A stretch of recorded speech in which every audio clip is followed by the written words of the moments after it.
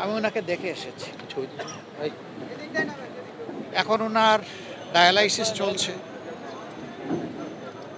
এবং তিনি আসলে ডিপ সিডেশনেই আছেন। সাবেক প্রধানমন্ত্রী, বিএনপি চেয়ারপারসন, 4 দলীয় এবং 20 দলীয় জোটের নেত্রী বেগম খালেদা জিয়া তিনি গুরুতর অসুস্থ অবস্থায় আছেন। এর আগেও তিনি এসেছেন বহুবার, কিন্তু এবারকার মতো এত সংকটজনক পরিস্থিতি এর আগে তৈরি হয়নি। আমি ধৈর্য ধরছিলাম, দোয়া করছিলাম বাহির থেকে, এবং ধারণা ছিল যে এখানে এসে ডিস্টার্ব না করি। বিএনপির পক্ষ থেকেও সেই ধরনের একটা আহ্বান মহাসচিব জনাব মির্জা ফখরুল ইসলাম আলমগীর সাহেব জানিয়েছিলেন যে সবাই দোয়া করুন, এখানে এসে সবাই ভিড় করবেন না। এখানে ওনারও চিকিৎসা বিঘ্নিত হচ্ছে, আরও রোগীদের চিকিৎসা বিঘ্নিত হচ্ছে।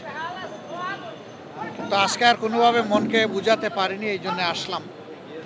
আমি ওনাকে দেখে এসেছি। এখন ওনার ডায়ালাইসিস চলছে এবং তিনি আসলে ডিপ সিডেশনেই আছেন।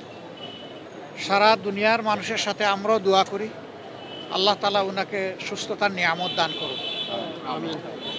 তিনি সুস্থ হয়ে আবার ফিরে আসুন এবং জাতির খেদমতে বাকি জিন্দগিটা উনি যাতে কাটাতে পারেন সেই দোয়া করি। সুস্থতাও আল্লাহর নিয়ামত, অসুস্থতাও আল্লাহর নিয়ামত।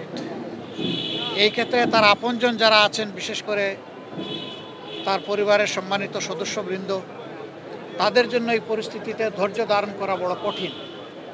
আমরা আল্লাহ তাআলার দরবারে দোয়া করি তারা যেন ধৈর্যের সাথে এই পরিস্থিতি মোকাবেলা করতে পারেন এবং আল্লাহর উপর তারাও যেন পূর্ণ ভরসা করতে পারেন।